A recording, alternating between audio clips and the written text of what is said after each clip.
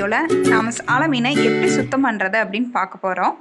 நம்ம வீடியோக்குள்ளே போகிறதுக்கு முன்னாடி நீங்கள் இதுவரை நம்மளோட சேனலை சப்ஸ்கிரைப் பண்ணலைன்னா வீடியோக்கு கீழே இருக்கிற ரெட் கலர் சப்ஸ்கிரைப் பட்டனை கிளிக் பண்ணிவிட்டு அப்படியே பக்கத்தில் இருக்க பெல் ஐக்கானை கிளிக் பண்ணிவிடுங்க. அப்போ தான் நான் போடுற வீடியோ உடனுக்குடனே உங்களுக்கு வரும். இப்போ நம்ம வீடியோக்குள்ளே போகலாம். இப்போது இந்த சால மீன் எடுத்திருக்கேன் பாருங்கள். இதில் இப்படி தலையை தூக்கி பார்த்தீங்கன்னா அப்படியே ரெட்டிஷாக இருக்கும். நல்லா ரெட்டிஷாக இருந்துச்சு அப்படின்னா ஃப்ரெஷ்ஷாக இன்றைக்கி பிடிச்ச மீனுன்னு அர்த்தம். சில சமயம் பழைய மீனையும் நம்மகிட்ட கொடுத்துருவாங்க. இந்த பாருங்கள், லைட்டாக கலராக இருக்கா? எப்படியும் நம்ம இப்போ மொத்தமாக வாங்கும்போது நமக்கு மிக்ஸ் பண்ணி கொடுத்துடுவாங்க. இருந்தாலும் நீங்கள் நேரில் வாங்குறீங்க வீட்டுக்கு கொண்டு வரவங்ககிட்ட அப்படின்னா பார்த்து வாங்கிக்கோங்க. நான் மண் பாத்திரத்தில் எடுத்திருக்கேன். உங்ககிட்ட என்ன பாத்திரம் இருக்கோ அதில் கூட யூஸ் பண்ணிக்கோங்க. மண் பாத்திரம்னா பெஸ்ட்டு. இப்போ அம்மா வந்து அருவாமனையில் கழுவுறாங்க. நீங்கள் கத்தி யூஸ் பண்ணுறதா இருந்தால் மீனோட வால் பகுதியிலேருந்து தலைப்பகுதியை பார்த்து ஆப்போசிட்டில் வந்து சீவுனீங்க அப்படின்னா தோல் போயிடும். அம்மா கைட்டே எடுத்துருவாங்க. வராதது மட்டும்தான் அருவாமனையில் சீவுவாங்க. உங்களுக்கு அருவாமனையில் சீவ வராது அப்படின்னா கத்தி வச்சு ஆப்போசிட் சைடாக வால் சைடேருந்து தலைப்பகுதியை அப்படியே ஆப்போசிட் சைடாக கத்தி வச்சு நீங்கள் இது பண்ணீங்க அப்படின்னா செதில் ஃபுல்லாக கீழே விழுந்துடும். விழுந்ததுக்கப்புறமா இந்த மாதிரி தலையை இப்படி லேசாக பிடிச்சிட்டு இந்த பக்கம் உள்ள செதிலெல்லாம் எடுத்துகிட்டு இப்படி நறுக்கி எடுத்தீங்க அப்படின்னா குடல் ஃபுல்லாக வெளியில் வந்துடும். தலை பிடிக்காதுன்றவங்க அப்படியே தலையை கட் பண்ணி போட்டுடுங்க. அந்த எலும்பு இருக்கும் அதோட சேர்த்து கட் பண்ணிவிடுங்க. ஆனால் தலை தாங்க சால மீனில் டேஸ்ட்டே. ஆனால் என்ன பொரிக்கும் போது தன்னோட போட்டிங்க அப்படின்னா பொரிக்கும் போது அது எண்ணெயில் டப் டப்புன்னு வெடிக்குங்க. ஆனால் தலை வந்து பொரிச்ச மீனில் சாப்பிட்டோம் அப்படின்னா அவ்வளோ டேஸ்ட்டாக இருக்குங்க. ஆனால் இதுவரை சாப்பிடாதவங்க நீங்கள் இனிமேல் ட்ரை பண்ணி பாருங்கள், நல்லாயிருக்கும். இப்படி கீழே வர நல்லா உள்ள வரைக்கும் நல்லா எடுத்துருங்க. உள்ளெல்லாம் கருப்பாக இருக்கும், அந்த குடல் கீழே உள்ளது வரை எடுத்துருங்க. அப்படி மேலே இருக்க முள்ளெல்லாம் கூட நீங்கள் கையிலேயே பிடுங்கி எடுத்துடலாம். வராததை மட்டும் நீங்கள் கட் பண்ணால் போதும்.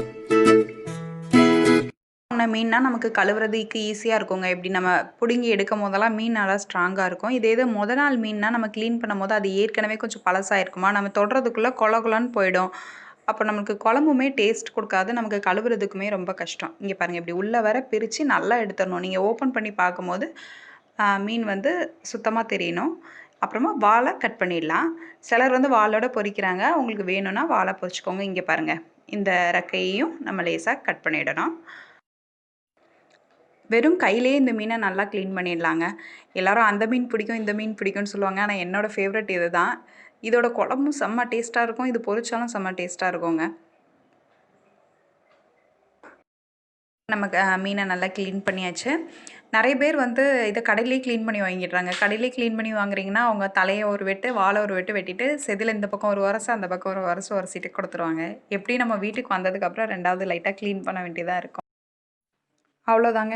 இப்போ நம்ம மீனை க்ளீன் பண்ணியாச்சு. அதாவது கழிவுலாம் எடுத்துட்டோம். இதுக்கப்புறமா நம்ம வந்து ஒரு 2 தண்ணியில் அலசினா போதுங்க. 2 தண்ணியில் அலசிட்டு அதுக்கப்புறமா நம்ம கல்லுப்பும் மஞ்சத்தூளும் போட்டு நம்ம இது பண்ண போகிறோம். இங்கே பாருங்கள், நல்லா அலசிட்டேன். இப்போ மீனில் ஒன்றுமே ரத்தம் எதுவுமே இல்லை. இதுக்கப்புறமா நம்ம இதில் கொஞ்சம் கல்லுப்பும் மஞ்சத்தூளும் போட்டு நல்லா உரசிக்கிறோம். மண் பாத்திரத்தில் உரசும் போது செதில் எதுவும் இருந்தால் கூட அந்த உப்போடு சேர்ந்து மண் பாத்திரத்துலேயே ஒட்டிக்கும். அதுக்கப்புறமா நம்ம ஒரு டைமோ இல்லை 2 டைமோ தண்ணியில் வாஷ் பண்ணால் போதும். நல்லா உரசிக்கோங்க, நல்லா விரவிக்கோங்க. கிருமி எது இருந்தாலுமே இதுலேயே போயிடும். உப்பு மஞ்சள்லாம் போட்டதுக்கு அப்புறமா ஒரு 5 மினிட்ஸ் போல் அப்படியே வச்சுருங்க. வச்சுருந்துட்டு அப்புறமா கழுவுங்க. ரொம்ப நேரம் வச்சிடாதீங்க. ரொம்ப நேரம் வச்சிட்டிங்க அப்படின்னா மீனில் வந்து உப்பு ரொம்ப பிடிச்சிரும். அப்படி ரொம்ப நேரம் வச்சிட்டிங்க அப்படின்னா குழம்புலையோ இல்லைன்னா பொரிக்கிறதுக்கு மசாலா தேய்க்கும் போது அதில் உப்பு கம்மியாக சேர்த்துக்கோங்க. இப்போ நம்ம 2 தடவை அலசியாச்சு. இப்போ நம்மளோட சால மீன் ரெடி ஆகிடுச்சு. குழம்பு வைக்கலாம் இல்லை பொரிக்கலாம். உங்களுக்கு இந்த வீடியோ பிடிச்சிருந்தா எனக்கு லைக் பண்ணுங்கள். ஏதாவது சொல்லணும்னு நினச்சிங்கன்னா கமெண்டில் சொல்லுங்கள். உங்கள் ஃப்ரெண்ட்ஸ் யாருக்காவது தேவைப்படும்னு நினச்சிங்கன்னா ஷேர் பண்ணுங்கள். இதுவரை நம்மளோட சேனலை சப்ஸ்கிரைப் பண்ணாமல் இருந்தீங்கன்னா சப்ஸ்கிரைப் பண்ணிவிடுங்க. தேங்க்ஸ் ஃபார் வாட்சிங் திஸ் வீடியோ.